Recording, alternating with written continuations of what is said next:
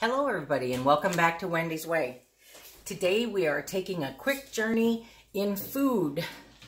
We're back in the kitchen and I'm just going to show you the assembly of my quick and easy lasagna. You'll have to go to my Facebook page, Wendy's Way, to find the photo of all the ingredients. I will put the ingredients list down below and also for pictures of the finished product. But right now, I'm just going to show you the assembly so you know just how easy it can be. In this pan, we have about 1.5 pounds of ground beef and an onion and a list of spices that I'll put at the bottom of the video. We also have an entire jar of spaghetti sauce and an entire tub of cottage cheese. And in this pan, we are going to layer the meat sauce and the lasagna noodles that are raw, mozzarella shredded cheese, and Parmesan shredded cheese. And it's just this easy with a small list of ingredients.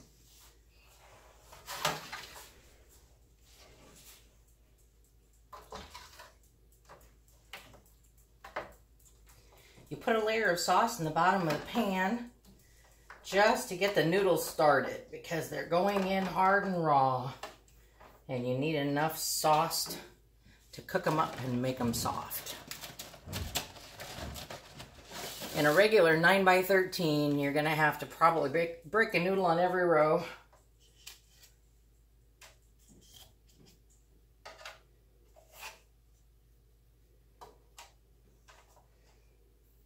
But it's simply for one way and one the other.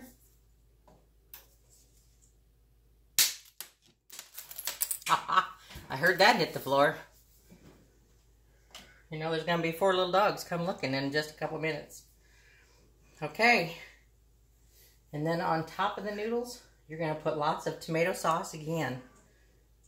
Again, it has meat and cheese and spices and tomato sauce.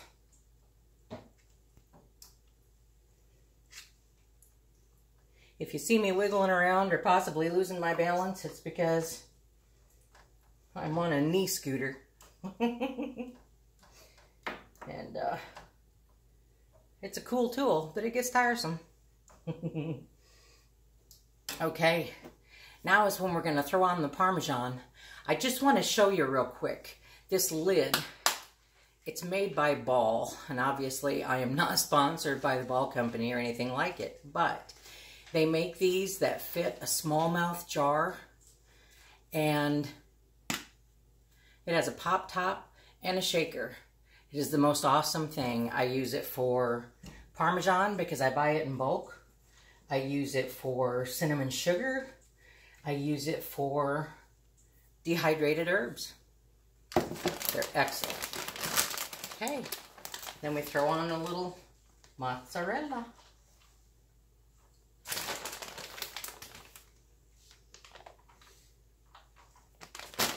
And you start all over again. I take the whole noodles to the other end of the pan. That way the one going opposite staggers and it'll hold together better at the end when you've got noodles that are layered like bricks instead of all going exactly the same direction.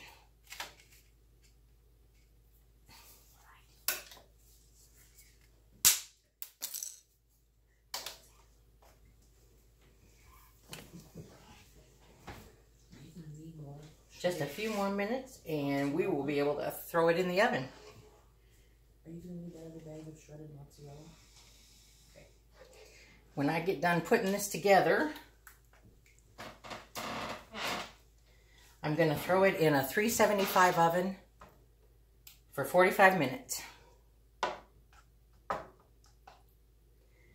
And like I say, it's just a 9x13 pan.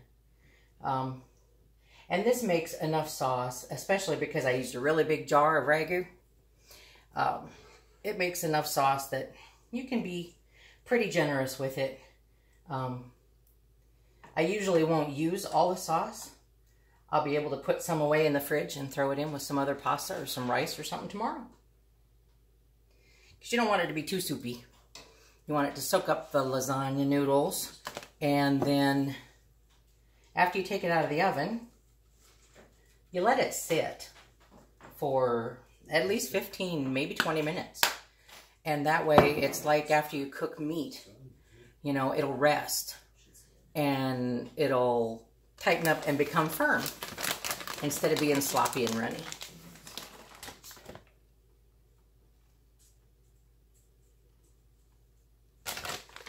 Okay, one more time. And we'll have her lit.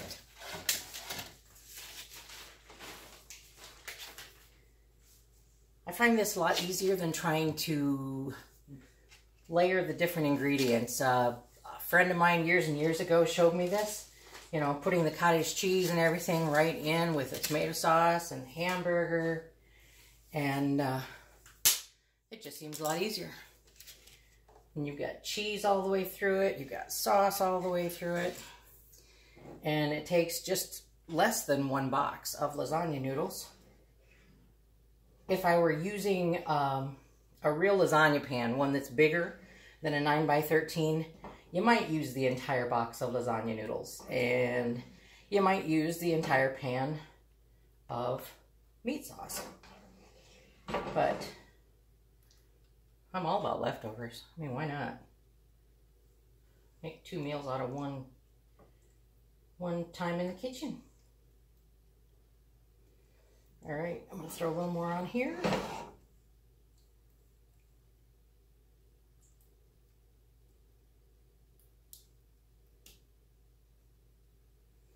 Okay, a little more Parmesan.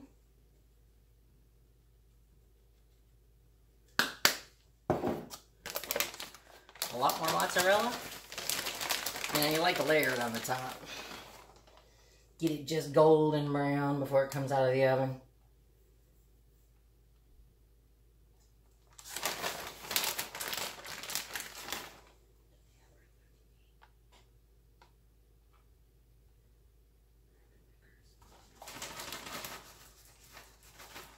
All right. And there we are. It's ready. Again, I'm going to throw it in at 375 for 45 minutes. I'm going to take it out and I'm going to let it rest for 15 before we cut into it. Now, if you haven't yet, we would certainly appreciate it if you would subscribe to our channel. And go and find the Facebook page, Wendy's Way. And that will give you photographs of, you know, ingredients, yarns, things like that. It'll also give you finished product photographs of the things that we make. We certainly appreciate you joining us, and we know that your time is valuable. We're glad you chose to spend some with us. May God bless you today and always.